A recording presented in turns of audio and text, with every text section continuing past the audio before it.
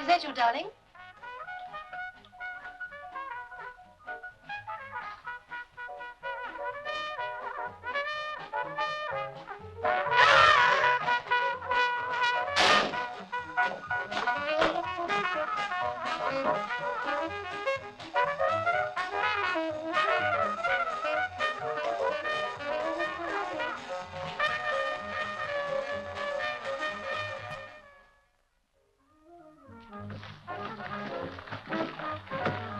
Good evening, Mr. Allen. For two, wasn't it? Yes. Over here, sir.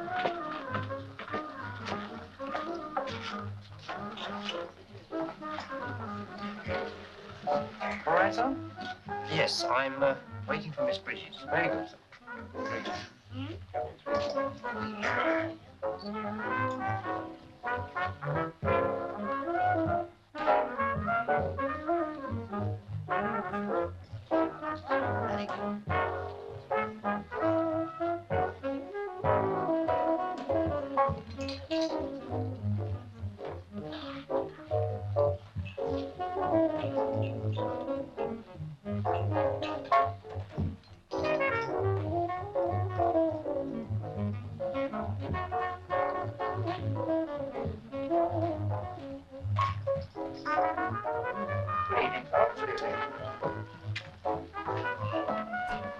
Hello, Hugh. Evening, Ronnie. Oh, excuse me. You're very late. I apologize, Alyssa. I demand an explanation. The office. Isn't Jonathan coming? Now, he sent his apologies. I'm afraid he just had to put up with me. Waiter. Is that a friend of yours? One of my writers. He looks lonely. Waiter. Ask the gentleman sitting alone if he cares to join us, would you? Certainly, sir. This one? In certain directions. He's good looking.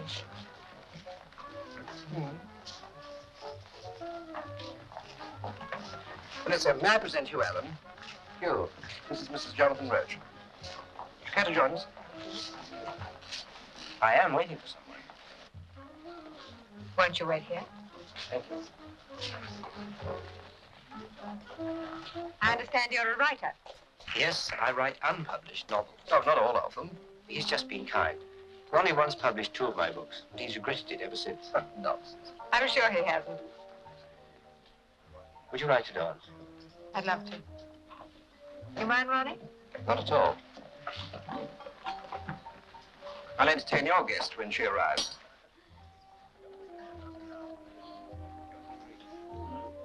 Waiter. I think you're... You first. I was going to say, I think you're the most beautiful woman in the room. And I think you're the most beautiful man. Except for Ronald Parker.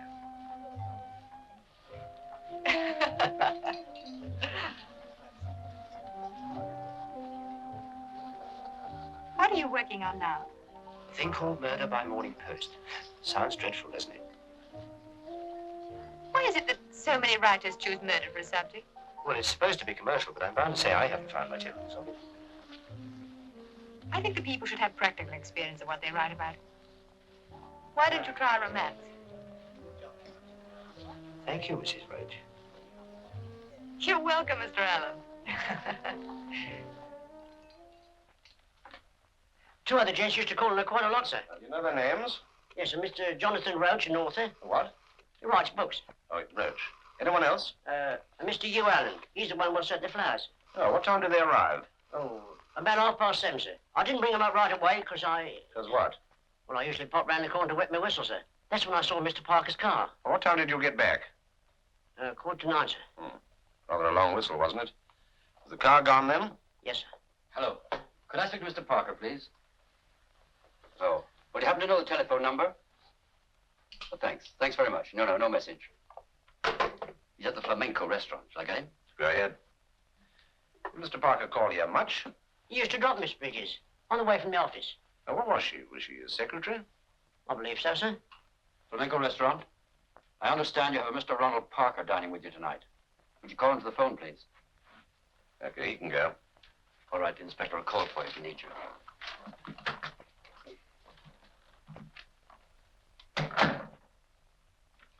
Most of these are signed Hugh. Oh, hello. Mr. Parker? Yes, Ronald Parker speaking. Yes, I know her.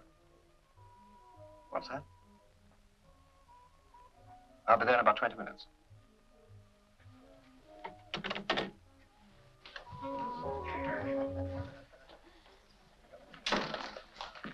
You must be very proud of your husband. He's a genius, isn't he? That's what he tells me. Hugh, were you expecting to meet Jean? Yes, I was. I'm afraid she won't be coming. I just had a phone call from the police. Something wrong. I think there must be. They've asked me to go to her flat right away. All right, come along. Now, I think it would be better if you stayed here, if Alicia doesn't mind. Of course I don't mind. I'll be back as soon as I can. Excuse me, Alicia. I believe you've been seeing a lot of her recently. He had a date with her tonight at the Flamenco. How do you know? He was waiting for her when I met him. Where were you, Mr. Parker, before you went to the Flamenco? At my office. What time? Oh, 9 o'clock. I had a lot of work to catch up on. Anyone with you? No. You say Miss Bridges left at her normal time, which was? 5:30. And you didn't see her again? I told her I was working. Of course. So you left the office at 9. Do you mind telling me what your car was doing outside here at 6:30? My car. Your car. The porter saw it outside the block. Oh, yes, of course. I had to collect some papers from my flat. I called by here to ask Miss Bridges to do a letter. There is a letter in the typewriter, sir. Yeah. Why did you tell me you didn't see her again? I completely forgot. It was stupid of me. As a matter of fact, I've had rather a lot on my mind lately. Business worries. All right. I'm sorry to keep you so long. No. Good night. Most people were at dinner. And the porter was having a snifter at the local boozer.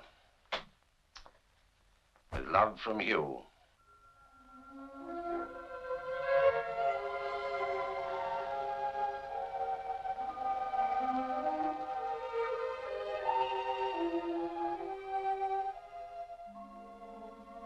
What a lovely idea of yours. It's a bit less crowded than the Flamenco.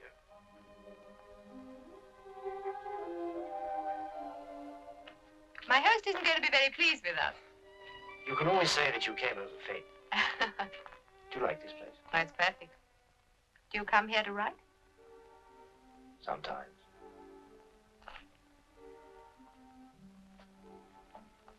That girl you were waiting for this evening. Aren't you curious to know why Ronnie had to go to her flat? Yes, I am. Well, if you waited, you'd have found out. If I'd waited, I wouldn't be here now.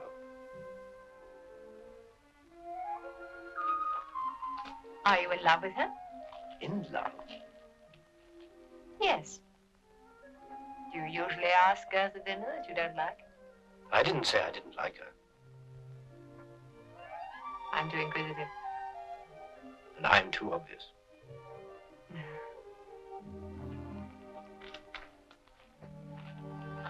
As a matter of fact, Jean and I were meeting for the last time tonight. I think we're both pretty relieved. No tears, then. And no ties.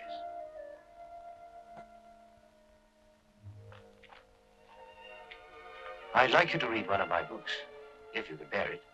Will you send me one? I've got a better idea. Why don't you come and fetch it? Much too obvious.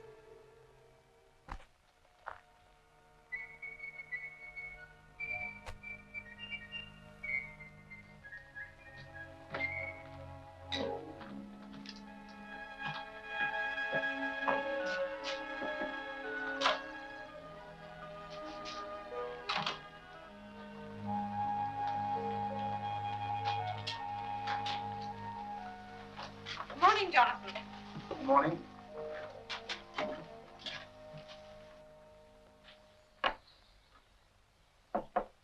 You were in rather late last night, weren't you? Quite late. Did you enjoy the concert?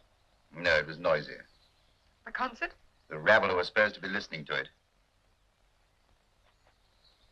Anything new in the paper? Yes, Parker's secretary's been murdered. Jean Bridges. No.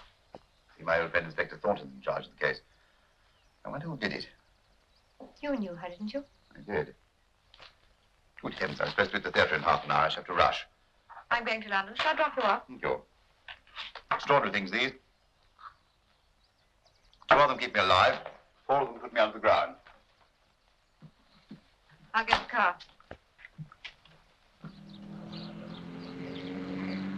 What was she like? Who? Jean Bridges? Oh, she loved life. Most people do. I hate it. I hate anything that hangs by a thread. You've been feeling much better lately. I wouldn't say your life hangs by a thread. You mean you only hope it does? Was there anything very special about her? She was unusual, Attractive, I'm sure. generous. And intelligent. On the contrary, I rated her intelligence even lower than I do yours. Thank you, my dear. Do you want me to pick you up? No, thanks. Hello, Thornton. Could I have a word with you? You could talk to me while we're rehearsing. My new play should interest you. Police inspector turns out to be the murderer. All right, on stage, everybody. Just principals, please.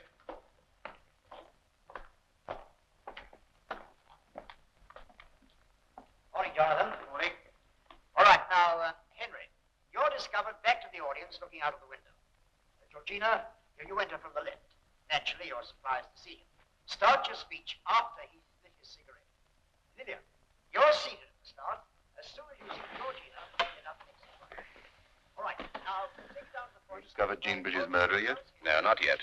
When did it happen? We weren't able to pinpoint the time, but it must have been soon after 7:30 last night. All right, Jonathan. Yes, all right. All right, take up your Terrible. position. I was with her myself in the afternoon. Do you happen to remember the exact time? About 6. You mind telling me what you did after you left her? Yes, I went into the park and fed the pigeons. Did you meet anyone there who might have recognized you? Oh, they all did. They're absurdly tame at this time of year. One of them even sat on my shoulder. Look straight in his eye. What I mean is, All right, let's go. I didn't expect to see you. I had to come back. After we talked last night, everything seemed so final, yet so incomplete. Mr. Bannister, do you mind raising your voice? This is not a bedroom scene. Yet so incomplete. Darling, you must listen to me. Miss Thompson, you are not trying to escape from a piece of cheese, believe it or not. Dearest, please. Miss Thompson. Oh, what the hell is it now? Miss Thompson, you're a woman of spirit, a living flame. You're in love with this man, and yet you're repulsed by him. Mr. Bannister! Yes? You know how she feels towards you, so try and employ a little more delicacy. Your amorous advances should be a little more wary, and a little less like a grizzly bear at the height of its estrel cycle. I beg your pardon. Of its mating season. Now do it again. Yes, Mr. Roach. I didn't expect to see you. I had to come back. Are you still here? did you meet any friends? My friends are out of London. All of them? Both of them. Will you please raise your voices a little? Darling, you must listen to me. Dearest, please. Acquaintances, then? None that I know of. You didn't return to Miss Bridges' flat? No, after the park, I went to a concert at the Albert Hall. I arrived, let me see, about 8 o'clock. At the end of the first movement. I sat in the cheap seats. I always do. Have you got any idea who did it? When you left the girl, did she appear worried or upset about anything? No. She seemed in excellent spirits. People usually are when I leave them. What do you think they did to me? What sort of life do you think I've had since I married you? Do you ever stop to think of the kind of life I could have had if I'd never met you? The opportunities I've missed? Can you tell us anything about this girl's character that might help our investigations? Yes, she had no brains, but a sort of low animal cunning, which served her just as well. Have you been able to discover a motive? Not yet. If you know of anything that might help us, I'd be awfully grateful if you give me a ring at the yard. Good day. Goodbye. Miss Thompson, could you manage a little feeling in your voice? It will assist the audience to endure the expression on your face. Difficult, I'm sure. Nice chap. Charming. What next? You, Alan.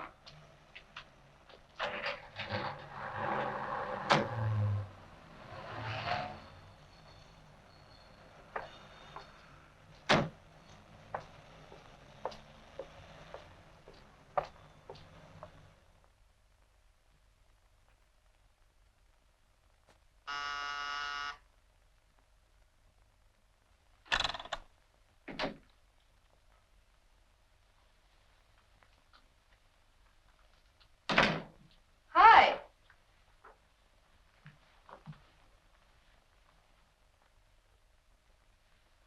Hi there.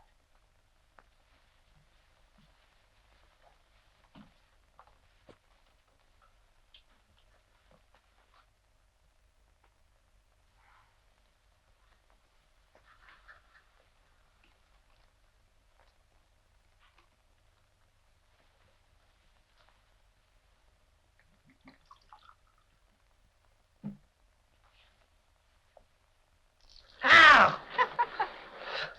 Good morning. How did you get here? Your most excellent butler let me in. Oh.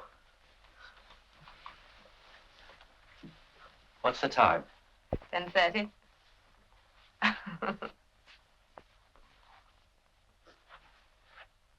Have you seen the morning paper? Yes, I have.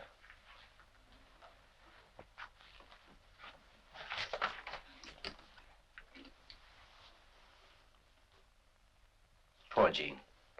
She didn't deserve that. People don't deserve to be murdered as a rule. The people I write about always do. Have you ever tried writing beneath the surface? From your heart? I wasn't aware I had one till last night. What happened last night? I met you. Is that all? I mean, all that happened? I didn't murder Jean Bridges. I didn't ask you. I thought I'd make the point quite clear. Is this one of yours? Yes. Gale warning. Can I take it?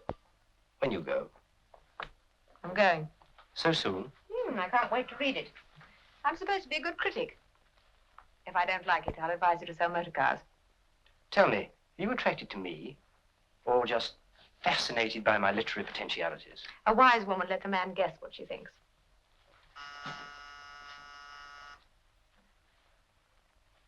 Would you like to hide under the sofa? Thank you, no. I feel so foolish if somebody looked. Whatever you do, don't say I was just leaving. I shall know what to say. Mr. Allen? Yes? Inspector Thornton of Scotland Yard. May I have a word with you? Won't you come inside? Thank you. Oh, Excuse me. I was just leaving. Well, Mr. Allen, I'll read your book and I may give you a telephone call tomorrow morning. If you're still at large.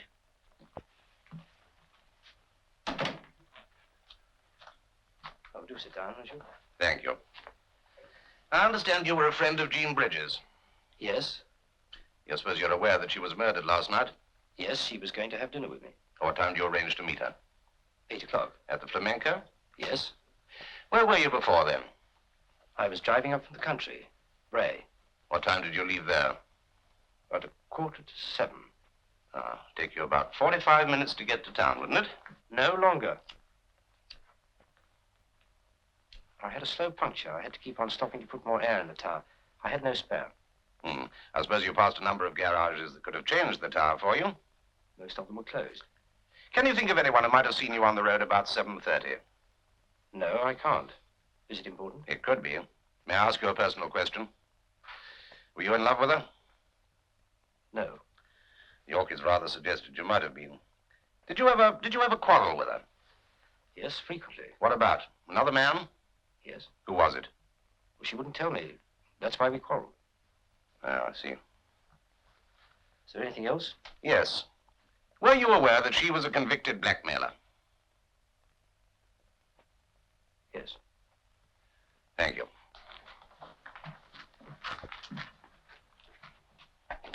Good day. Bye. The porter found her at 10 to 8 when he delivered the orchids. There are 3 men who can't establish an alibi during the 25 minutes in which she was murdered. Now, Roach was somewhere between Hyde Park and the Albert Hall. Parker was in his office alone, and Hugh Allen was driving from the country. They each knew Jean Bridges, and each had an opportunity of killing her. What do we do next? We have 3 men to watch, and I think their behavior is going to be very revealing.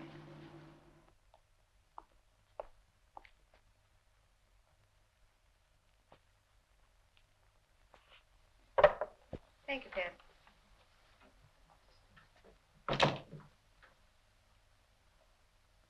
What are you reading? Gale Warning by Hugh Allen. Allen? Do you know him? I've heard of him. Through Parker? Probably. Where did you meet him? Parker introduces. This isn't at all bad. Do you care to read it? No, thanks. His style reminds me a little of some of your early work. Before you decided to become an intellectual snob. Alicia, are you deliberately trying to annoy me? Not at all. Then don't compare a down-and-out hack with one of the field marshals of British literature. Oh, he isn't down and out by any means. Have you made up your mind yet about the BBC broadcasts? Yes, I've decided not to do them. Why not? I don't like broadcasting. It seems a pity to waste all that material. And the BBC are offering you a lot of money, Jonathan. That's unusual. Will go towards your income tax. What an inducement. Anyway, I don't like the stories. They're old and dated. The BBC like them. Naturally. Oh, they don't know you wrote them. I submitted them under a pen name. You what? Yes, I was curious to know whether they'd recognize great writing when they saw it. Apparently they did. What name did you use? MERRILL.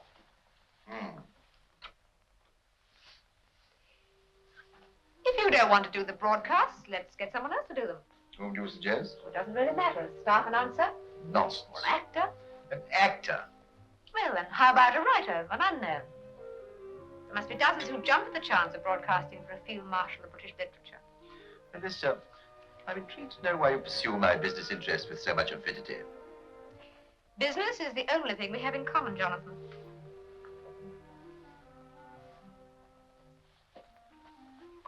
And after all, you made me your manager.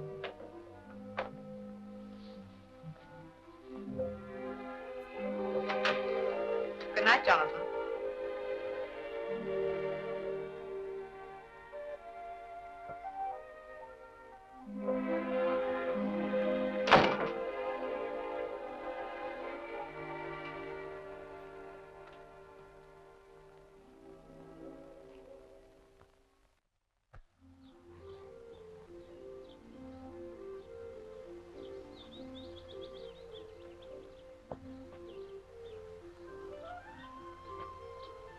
Darling, that was wonderful. Well, mind you don't fall it. Of course I won't.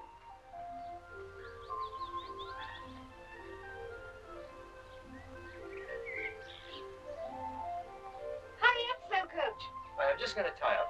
I've got the radio thing. You don't need the radio. Oh, heavenly. And we met only 3 days ago.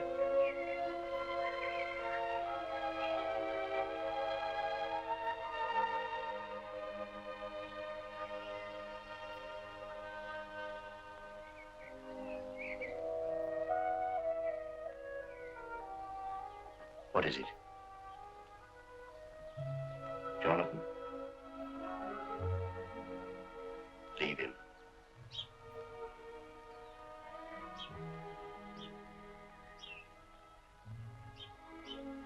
Do you really want me to? Of course I do, darling. I love you.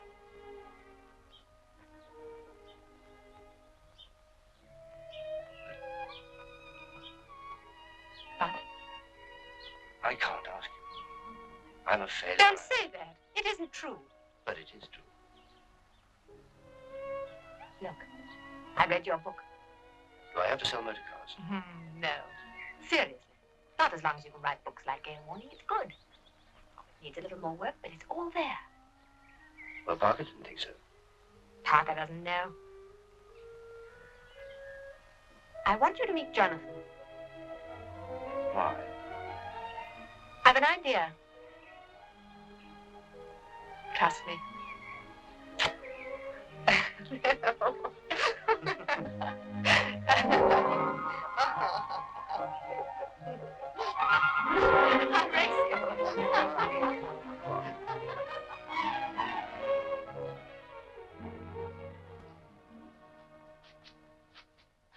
What time's dinner? Madam has asked for it to be served at 8 o'clock, sir. Right. Tell me the bad news. The truth. If you take things easily, you might live for 5 years. But if you don't, How long? 3 months at the outside. A man can do a lot in 3 months. I want you to carry on with the digitalis and get this prescription made up. To take in the event of an attack, I'll give it to Pierce. What is it? Nepenthe, see that you don't exceed the dose. You know, you're a terrible trial to me, Jonathan. Am I your worst patient? Oh, by far the worst. I like distinction in everything. Quite incorrigible. If you change your mind about the work, I won't. Good night, Jonathan. Good night.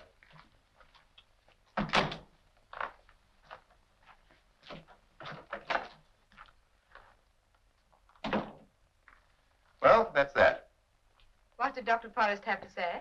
He said my expectation of life was as small as my ego. Small. Then you'll live to be 100. You wouldn't like that, would you? I haven't thought about it. And why not think about it now? Jonathan, Yes? try not to force a quarrel. My dear girl, nothing was further from my thoughts. I came in to talk to you about Hugh Allen. Parker spoke to me about him this afternoon. Did he? Parker thinks he's worth watching. I'm sure he'll benefit from your interest. Yes, I'm sure he will. I might give him that BBC job we talked about. Take him under my wing, so to speak. I can watch him closely. Under my wing.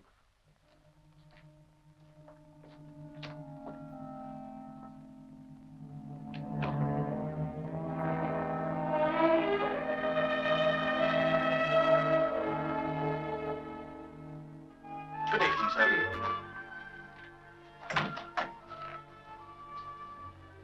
Hello, Hugh. How are you? Tell my husband Mr. Allen's here, will you? Very good, madam. Nervous? Shaking like a leaf. Darling, I thought you'd fallen. Seriously, Jonathan's read your book. He'll take the trouble to pull it to pieces. He may be unbearable. He'll patronize you. Try to put up with it. For my sake. Ah. Jonathan, this is Hugh Allen, my husband. You'll have to excuse me till dinner time, Alicia. I'm very busy. Perhaps you'll look after our guest. You are dining with us? Oh, certainly. I wouldn't miss Mr. Allen's dinner conversation for the world.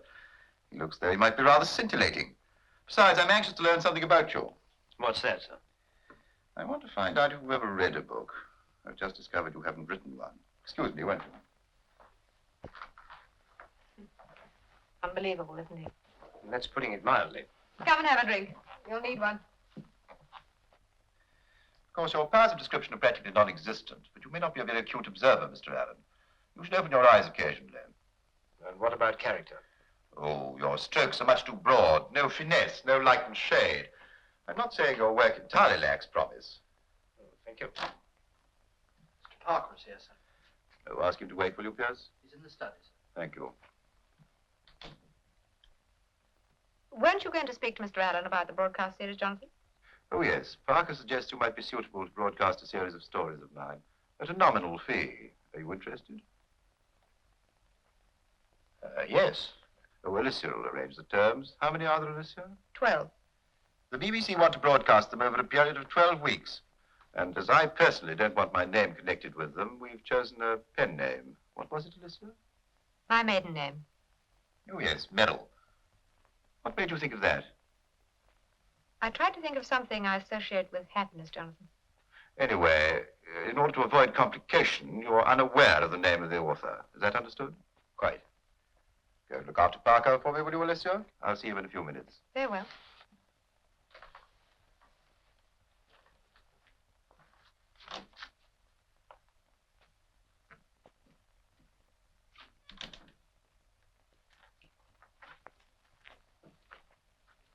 You're an admirer of beauty, Mr. Allen. I hope so. I suppose you're thinking how lucky I am to be possessed of a wife as lovely as Alicia. Yes, I suppose I was. Naturally, Mr. Allen. You're human. It's your only asset. Have you ever thought whether or not I appreciate my good fortune? I wouldn't presume to. Surely we men of letters can disclose our thoughts to one another without encroaching on personal feeling. Well, frankly, I don't know whether you appreciate your wife or not. No, but of course I never show it. I always suspect men who admire their wives in public of beating them in private. I can't imagine anybody beating Alicia. What a charming compliment. I wish I could think of nice things to say about people, but I never can while they're alive. After they're dead, it's easier. And speaking of the dead, what made you break off your engagement to Jean Bridges? I wasn't aware that you knew her. It's surprising the people I know. I was her father confessor. She told me how unhappy you made her. We were never officially engaged. Really? Jean led me to believe the contrary. Still, women are like that, aren't they? Well, I must go and see what Parker wants. Alicia will join you in the drawing room. It was nice of you to speak to my husband about Hugh Allen. Thank you, Ronnie. I try to please, Alicia. Good evening. See you later.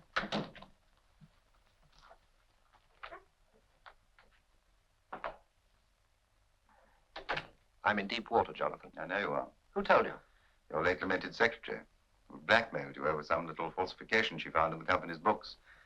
I was most interested to discover that my co-director had joined the criminal classes. I need £3,000, Jonathan. To cover up with? I borrowed the money thinking I could pay it back. Oh, yes, they all do. And Jean, who was a very clever little girl, discovered you hadn't paid it back. I wondered when you were going to ask me to help you. If the books were audited, I'd be arrested for fraud. Jolly bad luck. Will you help me? Why should I? I was counting on you. Is that a good reason? We've been friends for a long time. You mustn't make crime too easy for you. I might start you off again. I'm sorry, Ronnie. Extraordinary girl, wasn't she? Amazing courage and resource. I'm glad you think so. It must be bitter, Ronnie. Remember the old superstition. If you speak ill of the dead, they'll arise and slay you. Sorry you can't stay. By the way, that was a good idea of yours to have Alan broadcast these stories. I've decided to let him do them. Jonathan. Good night, Ronnie.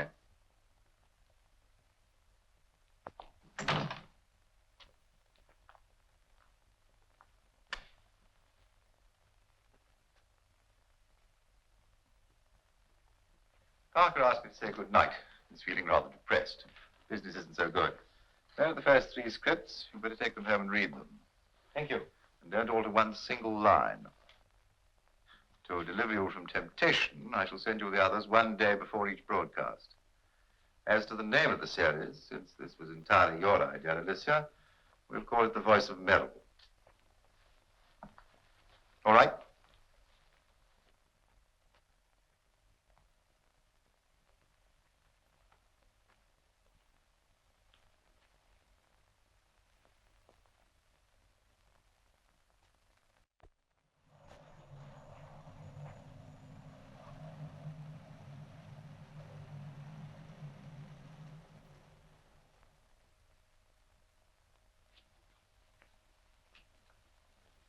Tonight, we're presenting the first of a series of 12 original stories written by a modern author who prefers to be anonymous. The stories are brought to you by the voice of Merrill. I am the voice of Merrill. I'm going to tell you a story which might be yours or mine. I wonder how many times in our lives we use the word if. If I had done this, how different things would have been. If this had happened, or that, the whole course of my existence might have been altered. So it was with Helen Selby. Fate sat in a corner of her life like a spider, spinning the curious web that devised tragedy or success or failure according to its will. I found the door of Helen's apartment austerely closed, as though determined to share no responsibility for the tragedy it concealed.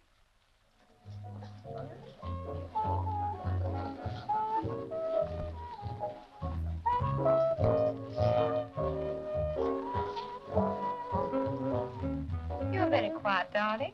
This is a celebration. I was wondering how all this was going to help my career as a writer. It will. I promise you. But how? Leave it to me. Anything else worrying you? What do you think? For the first time since I've known him, I can feel sorry for Jonathan. He's a very sick man. We have all our lives.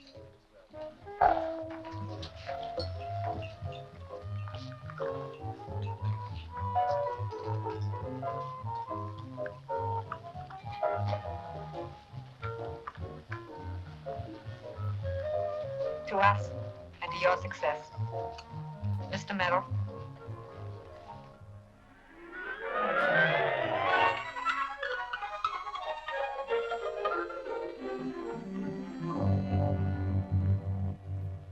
This is the third of a series of stories brought to you by the voice of Merrill.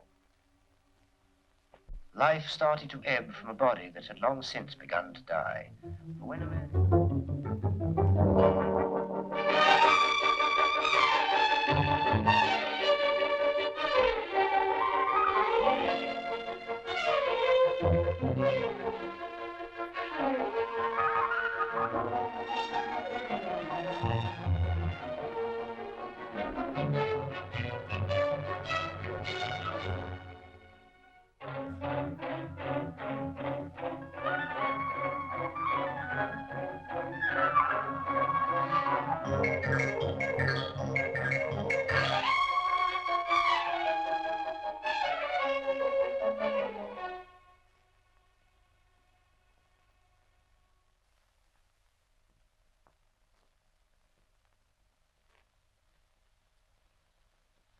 I am the voice of Merrill. Louise was the loveliest woman I had ever seen. Her voice was like a gentle whisper. Her beauty came into my life like a radiant light. I can see her now, silhouetted against the endless sky, listening to the first footfalls of her lover's approach. Turn it off, Pierce.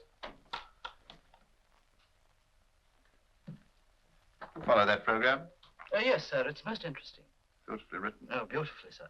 The style reminds me of yours, although hardly up to your standards. You have been listening to the voice of Merrill. Another Merrill fan, eh? Yeah, he's pretty good. I've been trying to place the voice. Hugh Allen. What's that, sir? I said that is Hugh Allen.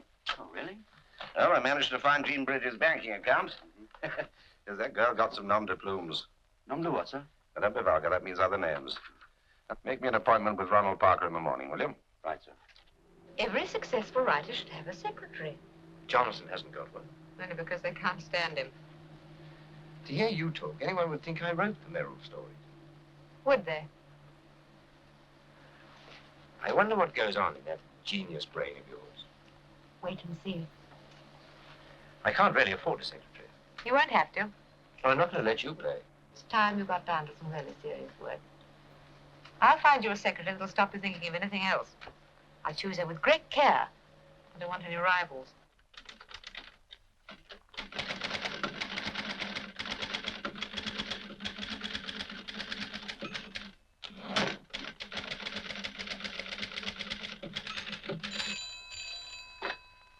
Hello, Mr. Allen's secretary speaking. Oh, Mrs. Roach. Yes, Mr. Allen's just here. Hello? Hello, Hugh. Everything all right? Oh, yes, fine. What time are you through at the BBC? Well, the rehearsal's at 11. I think about 1. I'll pick you up. And, darling, I love you. Oh, yes, I think so, too. Goodbye. More fan mail has arrived for the voice of Merrill, Mr. Merrill. Dear Mr. Allen, so confusing. Also more inquiries about you personally. Everybody's just dying to know who you are and what you look like. They did quite a shock, wouldn't they? They certainly would, Mr. Merrill. Mr. Allen. £3,000 deposited in your name, Mr. Parker. You mind telling me why you gave your secretary so much money? It was a loan. Did she offer any security? I didn't ask for any. Really? And she didn't say what the money was for?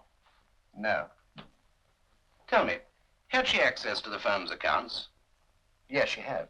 Well, then in view of her record, you have no objection to the police examining them. I'm sure there's no need for that. Are you? Well, we'll see.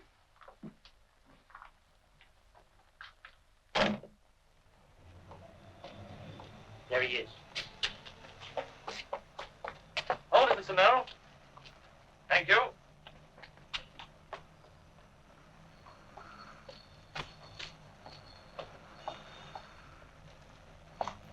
Hello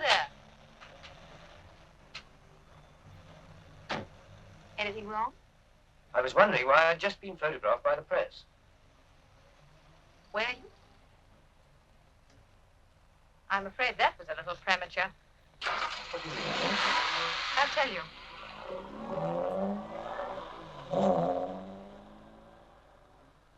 Matey, aren't they? Yeah. The highway of success, Baker, is filled with men being pushed along by women. I could do with a shove Ah, myself. go on, get in. When did you first think of this? Does it matter? Are you really suggesting that I should claim the work as my own? Only if Jonathan dies. I can't do that. Why not? For the simple reason I didn't write the voice of Merrill stories. But you will have written so much by then. The important thing is that when a novel like Gale Warning comes out, it'll be noticed because you'll already have a name. Well, that's all very well. A name that'll take you years to establish in the ordinary way. But if Jonathan finds out... Jonathan doesn't want his own name connected with the voice of Merrill, so we wouldn't be robbing him of anything. Well, what about Parker? He knows I didn't write the I'll stories. handle Parker. All I want you to worry about is your writing. Except when you're with me.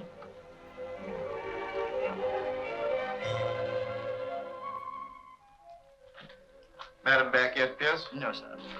Excuse me, sir. Yes? On the front plate, sir, isn't that the gentleman who dined here a few weeks ago? Yes, it is. Thank you, sir.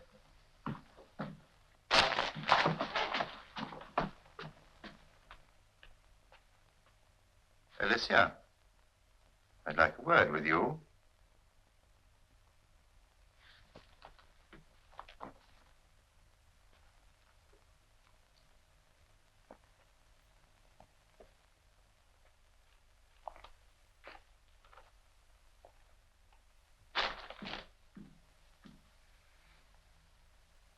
What is it? I've been hearing quite a lot about our program lately. It's astonishingly successful, isn't it? Yes, it is. Stories must have been better than I thought. So difficult to be completely objective about one's own work. Anyway, I've decided to let the public into our little secret. I propose to announce that I'm the author. But you can't do that. Can't? No, I mean, the whole reason for its success is the fact that it's anonymous and the public are intrigued, mystified. Anonymous? Really? You call that anonymous? I suppose you knew nothing about it, did you? No. And nor did your friend, Mr. Allen, posing like a fifth-rate matinee idol. No, Jonathan, he didn't. No, Mr. Merrill, author of The Voice of Merrill. I suppose he was unconscious when that was taken. Well, what do you expect him to do? Wear a mask? No, I don't! I expect him to stick to the contract, or is that inconvenient? Will it stifle his chances of riding the primrose path to success on my back? You must be mad. Anyone to think he disclosed his own name. And why didn't he? It's the next logical step, isn't it? Or are you waiting till after I'm dead? Let me go. Oh, I know I'm not Hugh Allen. If I were to die tonight, you'd rush to prove he didn't write the stories, wouldn't you? It'd be worthwhile cheating for, wouldn't it, Alicia? Answer me!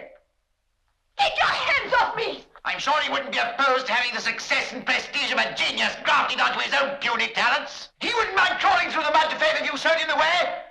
Do you think you receive me? Listen. I find this on the dressing table. Quickly.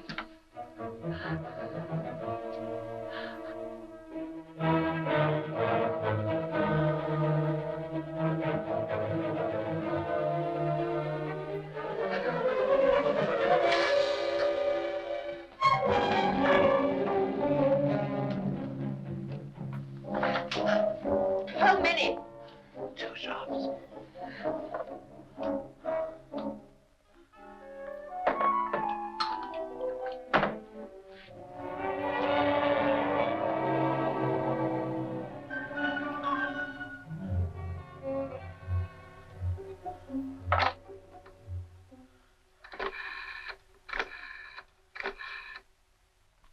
Hello, may I speak to Mr. Roach, please?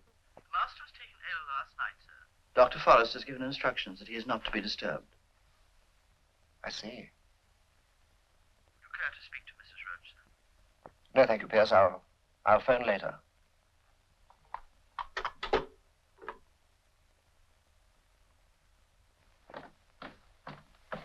Dr. Forrest is still with the master, Pierce. Yes, madam. I have to remain quiet for a long time. I understand, madam. Oh, by the way, I think I should disconnect the telephone in his room when he's asleep. We don't want to disturb him. Very good, madam. Hello? Who's speaking, please? Oh, Mr. Parker, just one moment. I'm sorry Mr. Allen's in a conference. I'll tell him Mr. Parker rang. That's certainly the right way to treat publishers, Mr. Allen, especially when they start running after you. Hello? Just one moment. I'll see if Mr. Merrill can speak to you. It's the Standard. Tell them I'll get in touch with them. I'm sorry. I'm afraid Mr. Merrill's in a script conference. Is there anything I can do? I'm his secretary. You'll call again. Goodbye.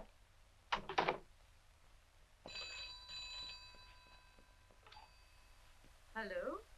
I couldn't possibly interrupt Mr. Merrill at the moment. Oh, yes, writing a play, a novel, and a further radio series. I beg your pardon. Oh, I'll ask him for you. Goodbye. Morning, Miss Quinn. Morning, Mrs. Roach. I thought you were out. No, I wasn't out. The telephone simply hasn't stopped ringing. Oh, it's all too thrilling. By the way, that was the echo. They wanted to know what Mr. Merrill did in his spare time. If you'll excuse me, I think I'll go to lunch.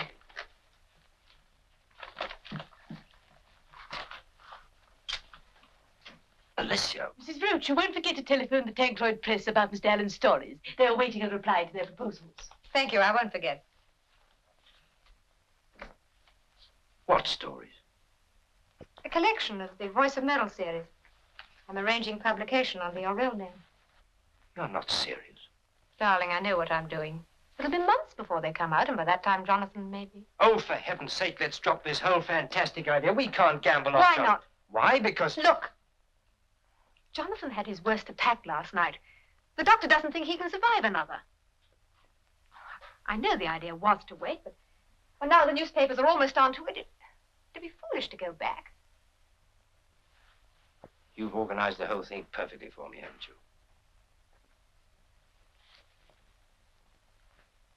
Do you really mind so much? Have you forgotten Parker knows? Parker has too many worries of his own to bother about us. Darling, look at me. I'm not really a hard designing woman. I love you. And I just want you to have everything that you want for yourself. Success. But of course I want success, but I want to get it on my own merits, not Jonathan's. But you will. All I'm trying to do is to save you from being worn out and frustrated by the long climb to the top. Can't you see that? Oh, once you're there, you have the talent and ability to stay. Doesn't matter how you get there. Oh, come on, darling. I know I'm right. Believe me. Look. Look at these. Fan mail letters to the Voice of Merrill. They're coming into the BBC at the rate of hundreds a day.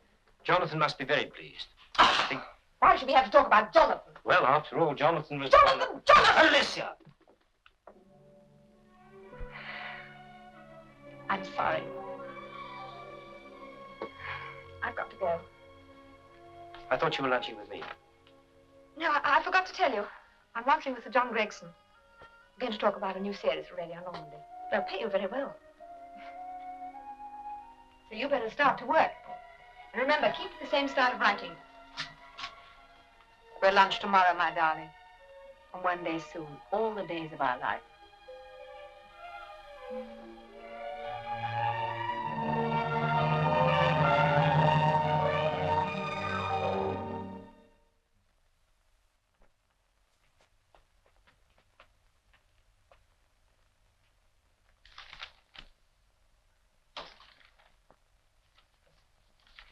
I trust you have a good appetite, sir. I can eat a horse. Just as well, perhaps. Excuse me, sir. Probably that fool Parker. Yes, sir. The master is in his room, sir. Thank you, Pierce.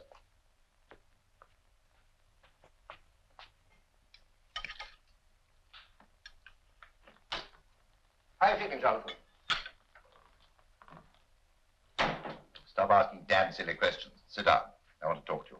You must be furious about Alan. You'll expose him, of course. It looks to me like a deliberate Oh, calculation. stop chattering. You know I loathe the sound of anybody's voice but my own. I've been thinking about your little financial problem, and I've decided to help you. Why, I should be extremely grateful, Jonathan, but you see, I really On can't... one condition. Oh, stop wandering about, man. Get a chair and sit down. And in no circumstances, either now or in the future, will you reveal to anyone that Alan's claim to be the author of my stories is not true. Not true? N-O-T spells not. But I don't understand. You don't have to. Bring me that chair. But surely I'm not going to... I'm not going to let him get away with it. I'm still very much alive and have plenty of time to work out Mr. Allen's punishment. Before I give you this check, I want your solemn promise. Hugh Allen wrote the voice of Merrill. If that's the way you want it, Jonathan. That's the way I want it. I don't know what you have in mind. I want him to have his hour. I want him to open his gullet and swallow the whole Milky Way. The higher he climbs, the harder he'll fall. And I want you to write a letter. A letter? To Hugh Allen. For that, you're getting £3,000 to put things right at the office. So the police need never know that Jean Bridges has been blackmailing you. And they'll never realize what an excellent motive you had for murdering her, will they?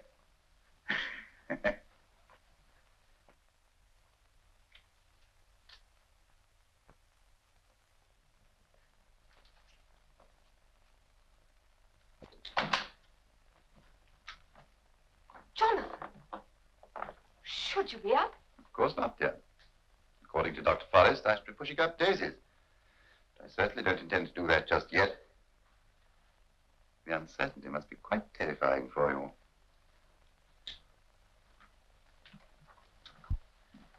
Incidentally, has Alan done anything about that preposterous claim of his? What preposterous claim? Alicia. Oh, you mean the photograph? Yes, I'm sure he'll try and do something about that.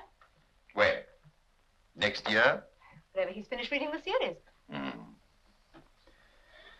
I suppose you would prefer him to make his own little confession, wouldn't you? Yes, please, Jonathan.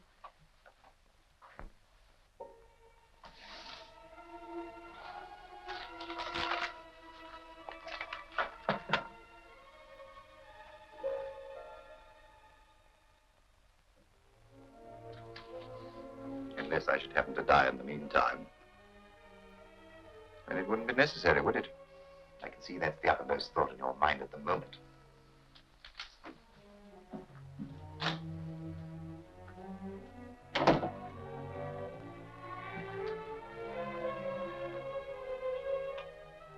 Oh, Pierce. Sir? Tell me, what would you do if you were suddenly informed you only had a short time to live? You were speaking quite impersonally, you understand, Pierce. Trust so, sir. Oh, fascinating position in which to find oneself, don't you think? A little eerie, sir. However, I suppose one's natural instinct would be to do something a little daring, sir, depending upon how much energy one could expend in the process.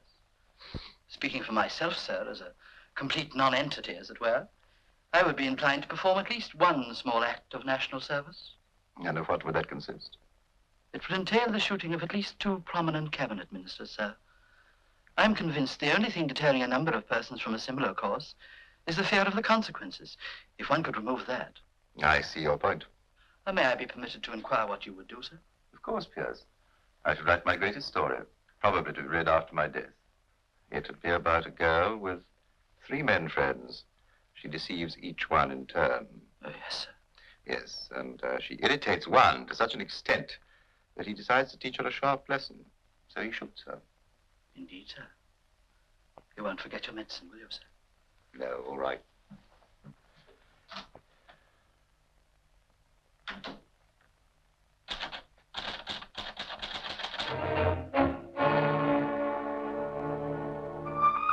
Morning, Mr. Allen.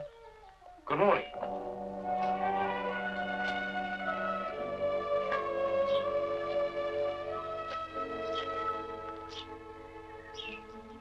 What is it? It's from Parker.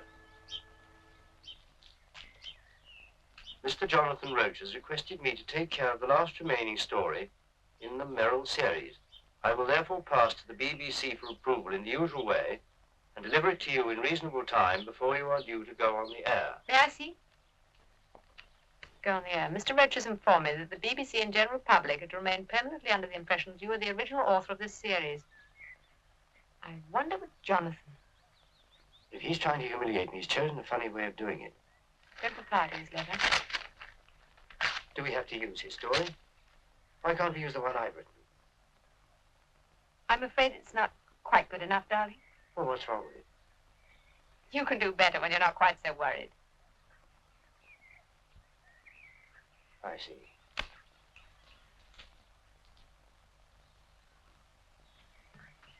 Of course you can.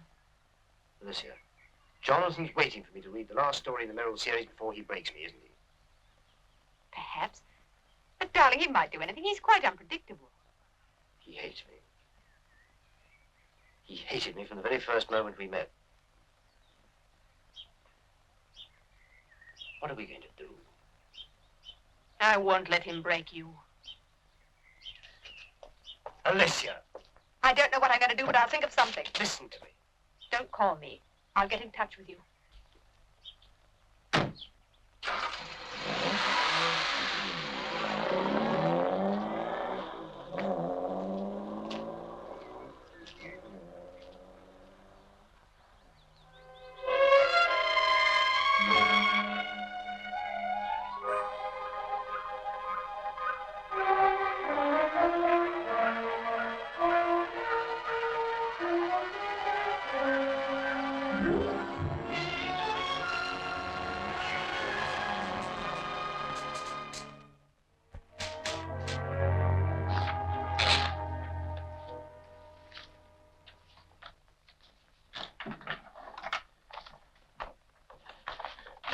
Oh, Pierce, I want Mr. Parker to have this by tonight.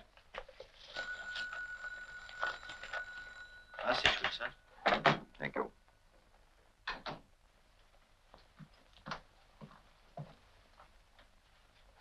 Thank you, Pierce. I forgot my key. The master's in the study, madam. Isn't it your night out? Yes, madam. You can go whenever you like. I shall be in for the evening. Thank you. You won't let the master forget his medicine at 8 o'clock, madam. Just 2 drops.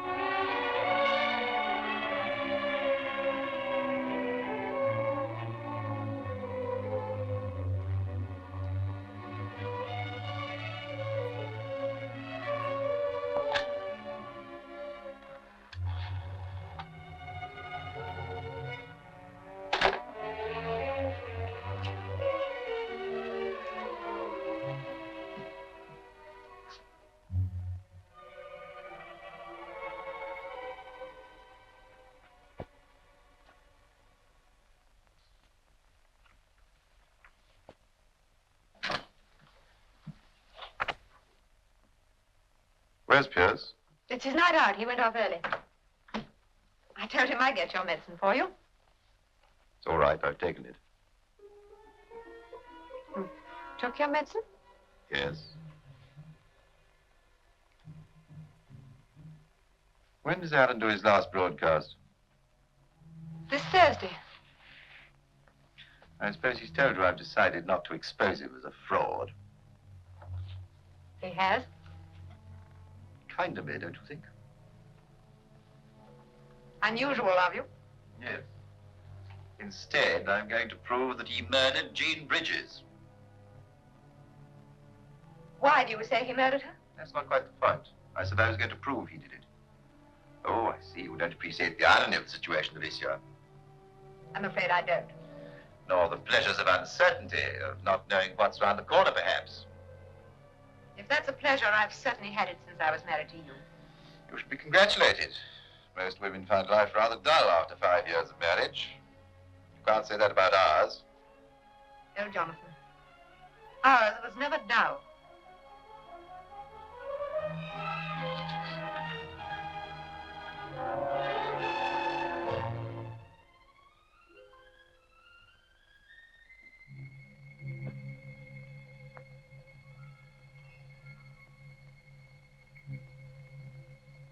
Good night, Jonathan. Good night.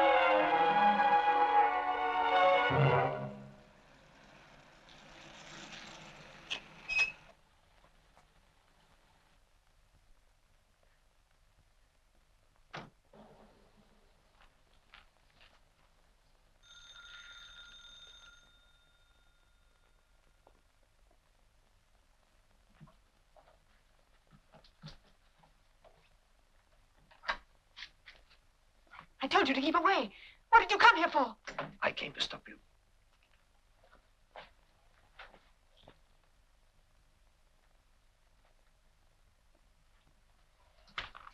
Hugh!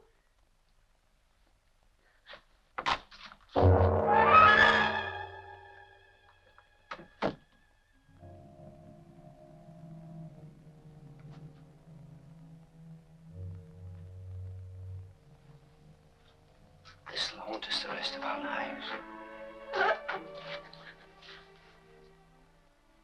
He had a heart attack.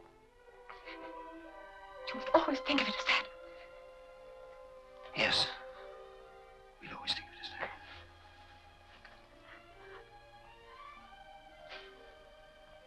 I'll telephone the doctor.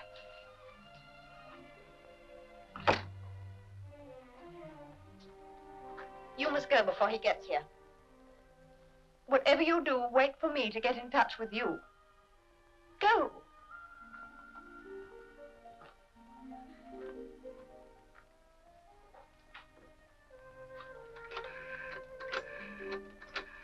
New Star Standard.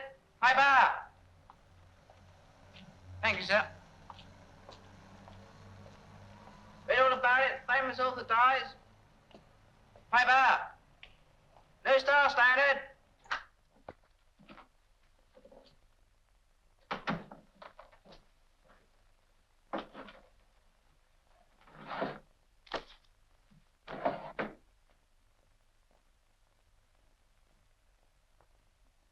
Dear Parker, I have cause to believe that for a reason of which you must be aware, my wife is planning to murder me. In the circumstances, I think it would be advisable to take the necessary steps to ascertain beyond doubt the cause of my death. Yours truly, Jonathan Roach. He says for a reason of which you must be aware. What is that reason? Anything to do with you, Alan? I believe so. I happen to know that Mrs. Roach is in love with him. Any other reason? Isn't that enough? Well, if you subscribe to the view that love justifies murder, I suppose it is. After all, a number of people have thought so. A man suffering from cardiac, liable to pop off at any moment, and a wife who feels that moment may never come. It's interesting. Quite interesting. Well, thank you, Mr. Parker. You'll keep in touch with us, won't you? All right. Order a car, Baker. You haven't forgotten your appointment with Allison Publications, have you, Mr. Allen? What time is it for? 11 o'clock. Yes, I had. Actually, tell them I can't make it. Has Mrs. Rhodes telephoned this morning? No, she hasn't. Well, will you get her for me and I'll take it in here? Very good.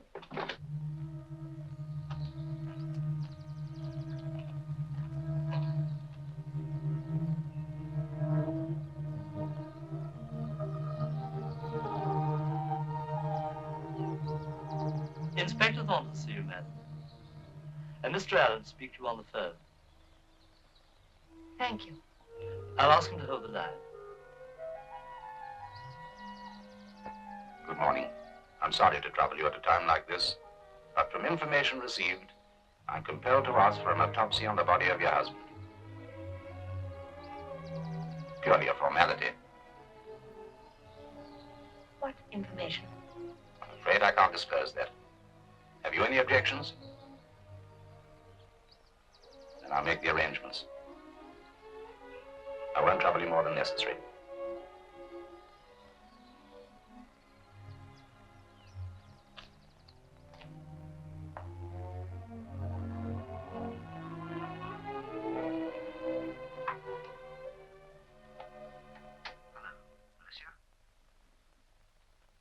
Hugh? I had to phone. Is everything all right? Yes. Yes, of course everything's all right. But you sound worried. Are you sure? Quite sure. Listen, darling, I may not be able to see you broadcast tomorrow. Why not? There's so much to do here, you know. Arrangements and things. I shall be listening to you, of course, as usual. Alicia, if anything should happen, you let me know, won't you? Of course I will, my darling. Don't worry.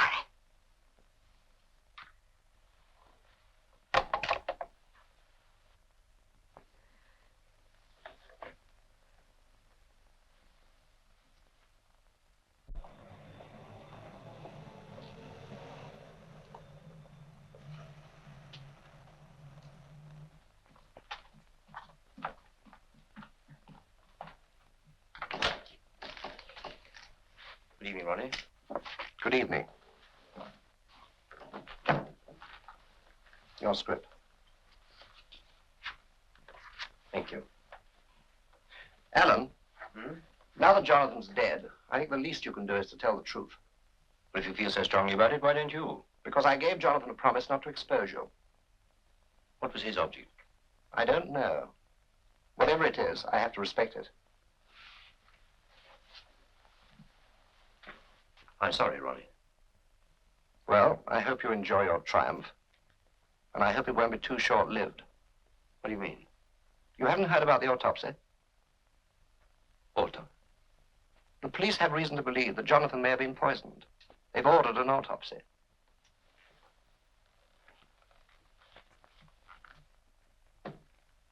You look as though you know the result already.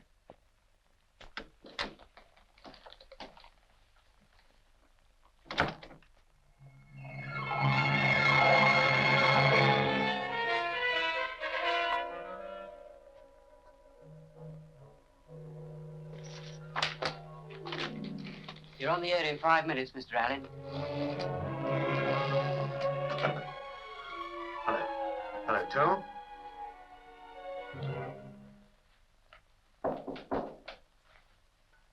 Come in. It's Mr. Allen.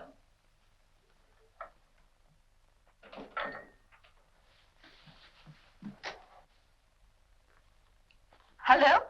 Alicia, I just heard. Now listen to me. Whatever you do, don't talk to the police. I'm going to them myself after the broadcast. No, darling! I shall say that I quarreled with him over the stories and saw the chance to put that stuff in his glass. No, no, Hugh! Oh, I wanted it to happen as much as you did.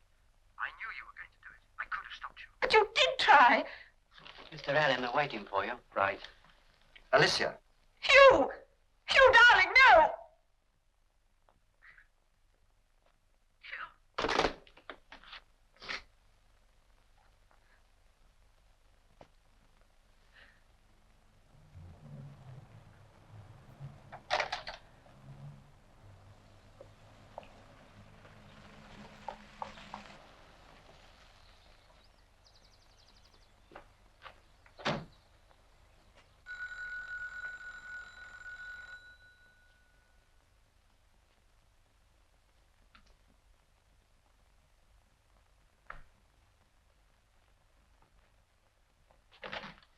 I'd like to see Mrs. Reg, please.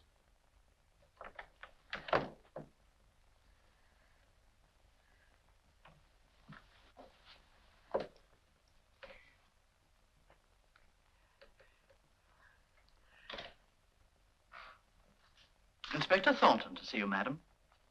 Show him in.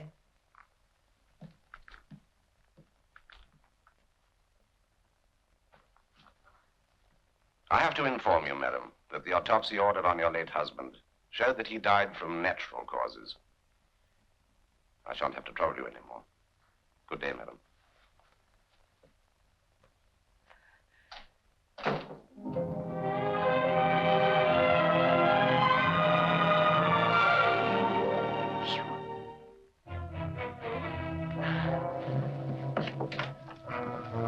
Pierce! Madam?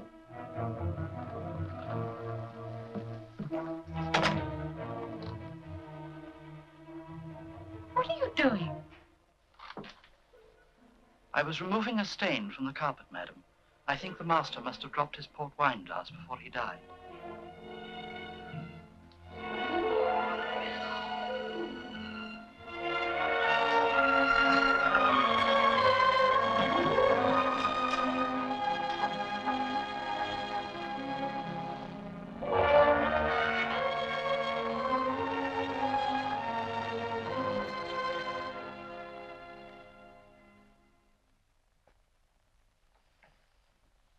The Voice of Merrill, number 12. Written and told by Hugh Merrill. I decided to kill Jeanne, not through jealousy, an emotion I have always deplored, but because of the insults she leveled at my intelligence. That I could never forgive. Her excuses, her miserable protestations of innocence would scarcely have annoyed me had they not been accompanied by the impertinent assumption that I would accept them. How dare she? I had known about Jeanne's lover for some time. He was a writer like myself.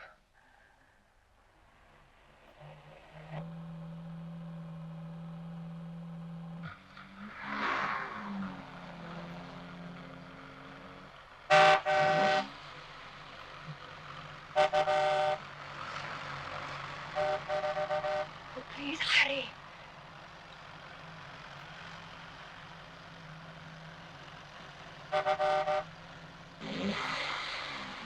I laid my plans very carefully. I parked my car some distance from the block of flats and walked the rest of the way. I passed no one I knew. It was dark when I reached the street where she lived, the kind of night that suited me well. Cold and black with few people abroad. I walked slowly, measuring my tread and feeling the pain of my aching heart. I made my way into the front entrance boldly because I knew the porter would not be there. I had thought even of so lowly a creature as the night porter. Jean was barely important enough to kill. She was certainly not important enough to hang for.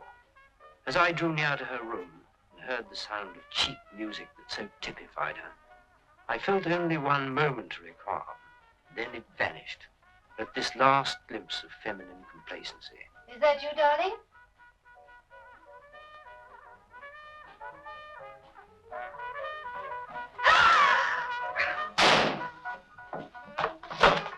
I looked at the vase she had knocked over and the water dripping into the open handbag.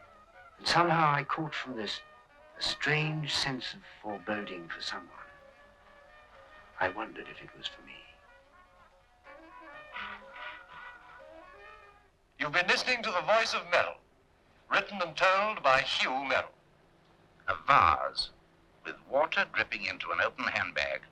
Good heavens, He's told an almost parallel story with the Bridges murder. And he's disclosed something in her flat that only the murderer, apart from ourselves, could possibly have known about. The Voice of Merrill's got some explaining to do. BBC.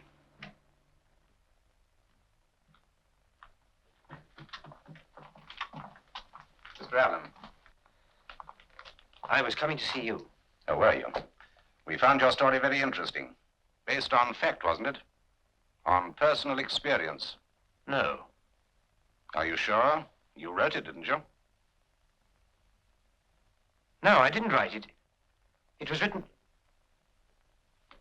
written by Jonathan Roach. This gentleman can prove it.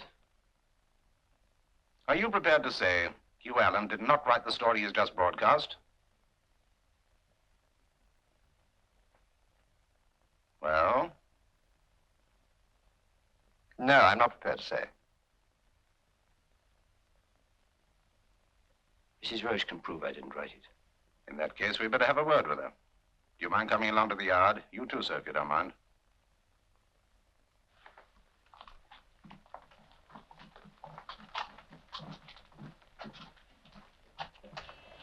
Could I have your autograph, please, Mr. Merrill? Me too, please.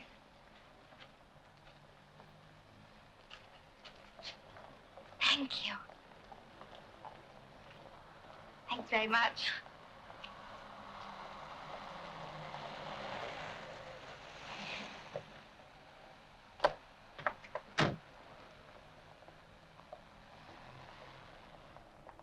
Hugh!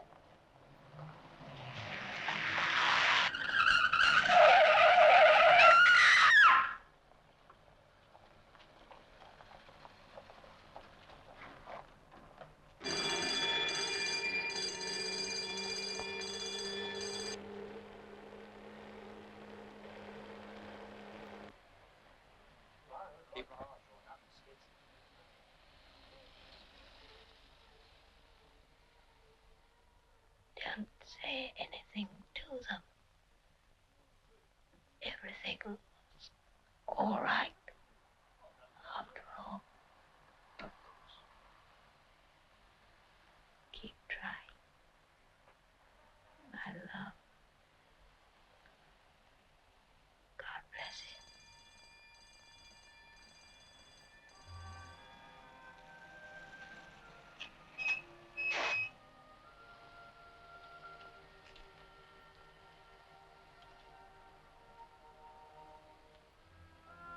There's something I should explain to you, Inspector. All right.